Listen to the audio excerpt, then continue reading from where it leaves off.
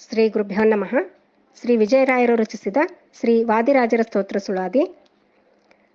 ಮಾಧವನಂಘ್ರಿ ನಿತ್ಯ ಮೋದದಲ್ಲಿ ಭಜಿಪ ಸಾಧು ಸನ್ಮುನಿ ವರ್ಯ ಸಮ್ಮೋದ ತೀರ್ಥರ ಪಾದ. ಸಾದರದಿಂದ ಭಜಿಸಿ ಮೇದಿನಿಗೆ ಭಾರವಾದ ಮಾಯಾವಾದಿಗಳ ಗೆದ್ದ.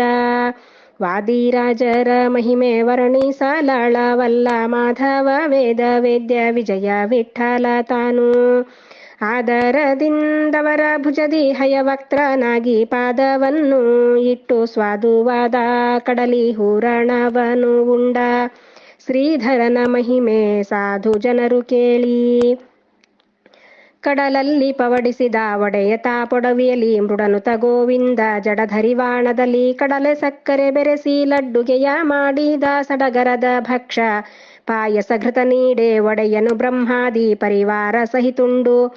ಕಡಗೋಲು ನೇಣು ಪಿಡಿದುಡುಪಿಲಿನಿಂದ ಉಡು ರಾಜಮುಖ ನಮ್ಮ ವಿಜಯ ವಿಠಲನು ಬೆಡಗು ಕಾರ್ಯವನ್ನು ನಡೆಸಿದ ಬಗೆ ಕೇಳಿ. ತಾಮಸ ಗುಣವುಳ್ಳ ಪಾಮರ ಜನರಿಗೆ ಈ ಮಹಿಮೆ ದೊರಕುವದೇ ಸ್ವಾಮಿ ಸಿಲುಕುವನೆ. ಕಾಮಿಸಿ ಕೋಟಿ ವರುಷ ನಾಮ ನುಡಿಯೇ ಪರಂಧಾಮ ದೊರೆಯದು ಭೂಮಿಯೊಳಗಿದ್ದ.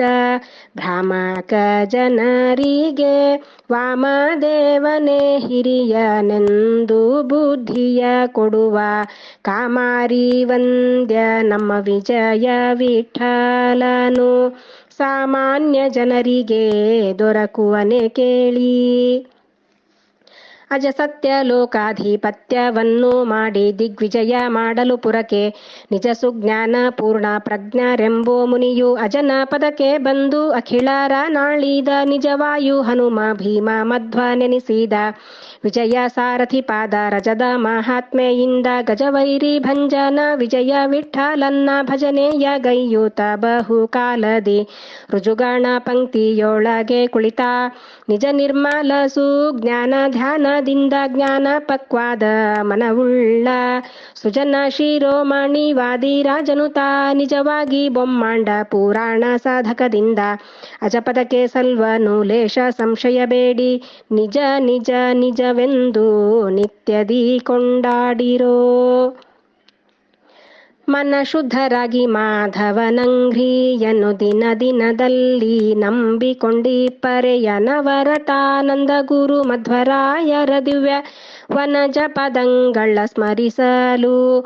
ಹನುಮೇಶ ನಮ್ಮ ಸಿರಿ ವಿಜಯ ವಿಠಲ ತನು ಮುನಿ ವಾದಿರಾಜರ ಸಾಮಾನ್ಯರೆಂತೆಂದು ಎಣಿಸಿದವರನ್ನು ಘನವಾಗಿ ಶಿಕ್ಷಿಪ. ಇನತನು ಜೋದ್ಭವ ಕೋಪದಿಂದ ವಾದಿರಾಜರ ಮಹಿಮೆಯನ್ನು ಕೊಂಡಾಡಿ ಅನುದಿನ ಸುಜನರು. ಮೋದ ತೀರ್ಥರ ಮತ ಸೇನಾಧಿಪತಿಯಾದ ವಾದಿರಾಜ ಮುನಿಯು ವಿಜಯ ವಿಠಲನ ದಾಸ. ಗುರುವಂತರ್ಗತ ಮಧ್ವೇಶ. ಕೃಷ್ಣಾರ್ಪಣಮಸ್ತು.